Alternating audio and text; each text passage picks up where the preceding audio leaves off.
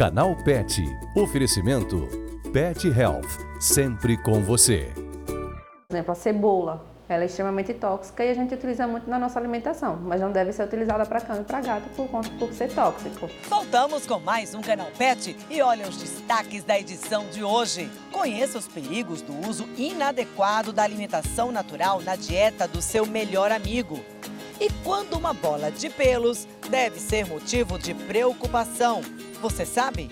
A dica do VET de hoje traz informações sobre o colapso de traqueia, um problema que pode afetar a qualidade de vida do seu pet.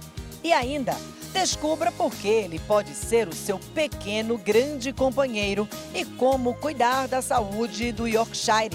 Continue com a gente, esse é o seu Canal Pet de hoje, que está só começando.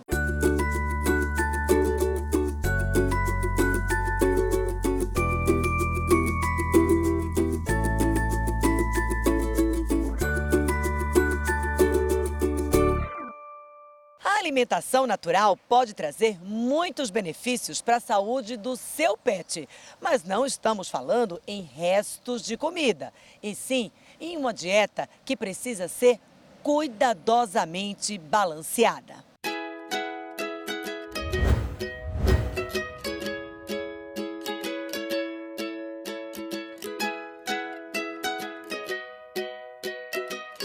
Então, quando a gente tem a opção de trocar a ração por alimentação natural ou já inserir desde filhote a alimentação natural, o primeiro ponto que deve se preocupar é a questão do balanceio dessa dieta, né? Seja ela a dieta natural crua ou cozida, mas ela precisa ser balanceada. A gente tem essas duas formas de alimentação natural.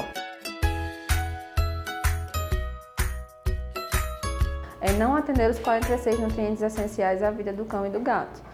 Então, na maioria das vezes, são vitaminas e minerais que são desbalanceados, como por exemplo o cálcio. Ele pode estar em excesso ou ele pode estar diminuído na dieta. E dessa forma pode predispor, por exemplo, a cálculos urinários, né?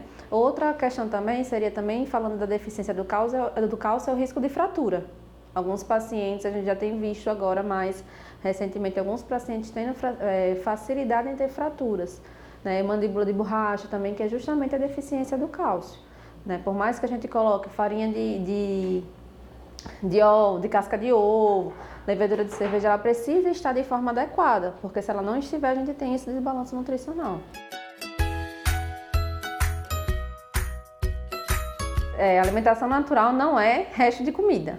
Né? A alimentação natural ela é elaborada, ela é feita especificamente para o cão e para o gato. Né? Então a gente precisa ter esse cuidado, tanto em relação ao processamento dos alimentos, em relação aos temperos, que alguns só podem ser tóxicos, né?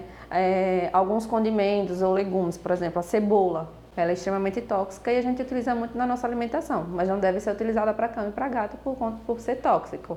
Né?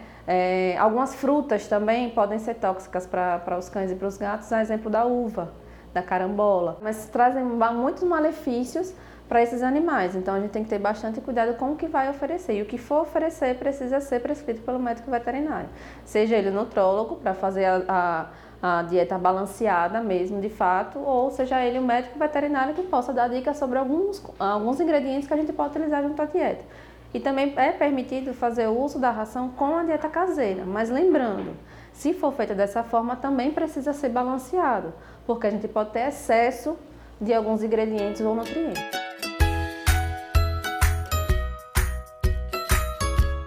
Então, com cautela. Ele pode ser ministrado, mas com cautela, e ele entra não no balanço nutricional.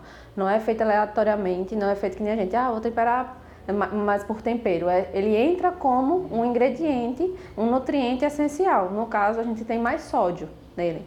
Então, ele entra como uma fonte de sódio e não como sal, como tempero.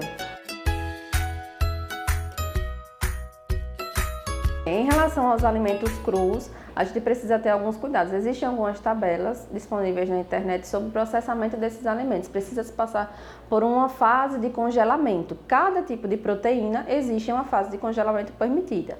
Então, o ideal, se for fornecer cru, que também passe por um especialista para poder lhe orientar a melhor forma e qual tipo de proteína, quanto tempo deve ser fornecido. Por exemplo, a carne bovina, ele pede que a gente deixe congelado por pelo menos 3 dias. E sempre o descongelamento tem que ser na geladeira embaixo, né? E depois fornecido a um animal. Desde que seja prescrito pelo médico veterinário, tá?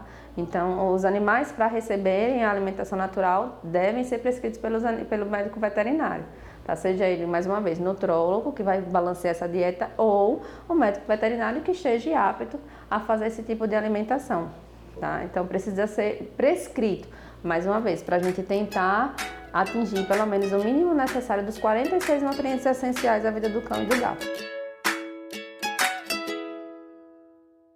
Depois do intervalo, você vai descobrir quando um problema simples pode se tornar uma ameaça para o seu gato. E por que será que é tão importante investigar os engasgos e o que pode parecer uma simples tosse? O Canal Pet volta já para te contar.